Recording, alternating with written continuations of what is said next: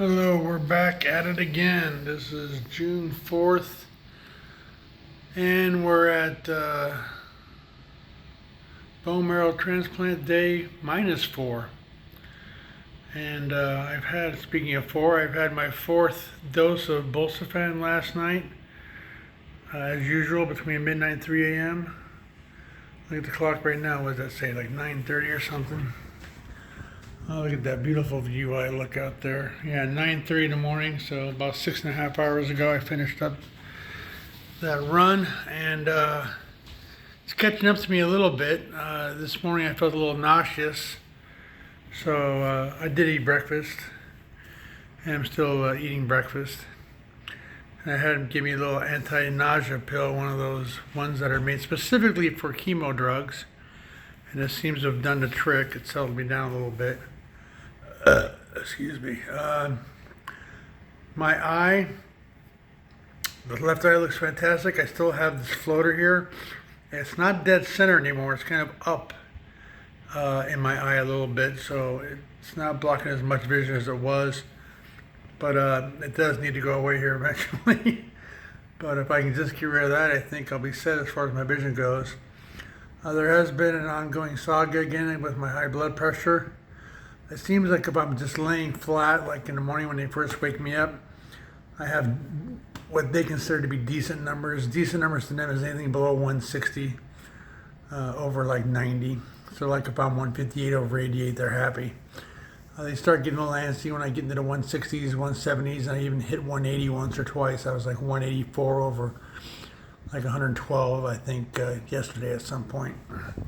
So they don't like those high numbers. They're worried that there's a restriction on my chest. They think there might be a water buildup there. I don't feel any tightness, but they gave me some of that, that stuff that helps flush water out of your body. I can't remember what it's called. They gave it to me when my leg was swollen last time I was here. Starts with an L. Anyway. So, yeah, 4 days. It caught up to me a little bit here. Talking to nurses, it'll get worse. I'm at day +1, day +2. It should be pretty bad. The real poop show should really begin. But starting tonight, I'm doing my first of 2 doses. The short term for it is cytoxin, and the long word for it is cyclophosphamide. So we'll be doing those, and we'll see how that affects me. Looking at my blood cell counts right now, my white blood cell counts happen to be going in a high direction, and my red tend to be going in a low direction. And I thought they were all going to crash, but I've been told this is kind of normal. So my whites are getting higher, my reds are getting lower, my platelets are right dead center. They're doing good, but here when we get on this next group of the cytoxin, or the cyclophosphamide, I guess that's the big daddy, and that's going to start making everything crash. And I should really start feeling the effect of it after my bone marrow transplant, like on day 1 and day 2. Everything will converge right then and there, and it should start being pretty rough. But still got good spirits right now, still ready to do this. And that's the things they're keeping an eye on. And there we are. I was going to tell a story of this, but I don't know if I have the freaking energy. There was this one house in Almsville. This guy had 2 small dogs. And every time I knocked at the door, they'd go nuts, these 2 little dogs. They were like, little ankle dogs, Chihuahuas. One of mine had been a terrier.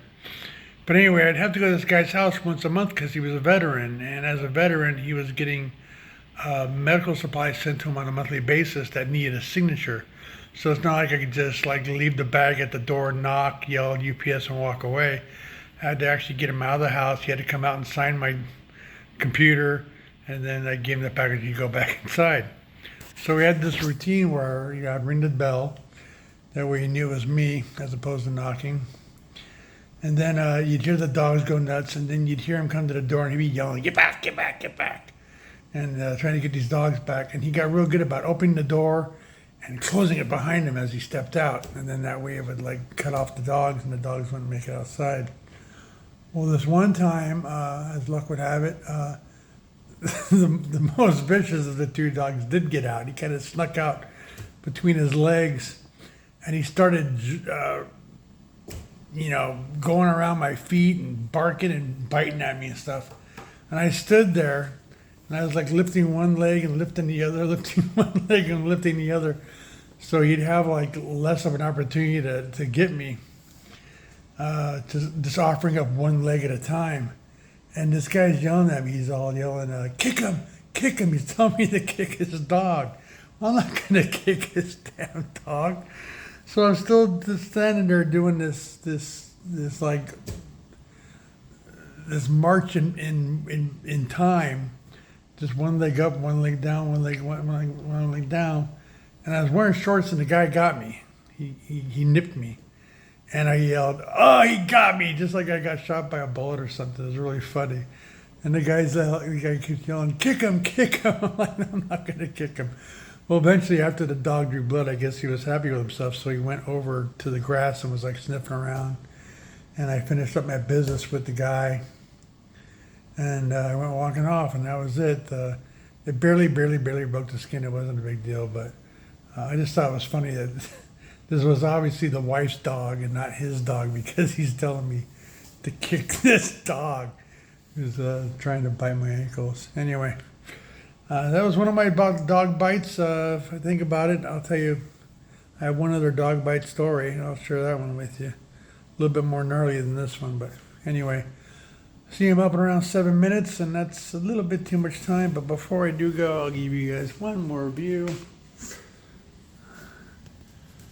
Oh my goodness, look at that, will you? There's a Telecom crossing over there, the pedestrian bridge, Ross Island Bridge, Ross Island.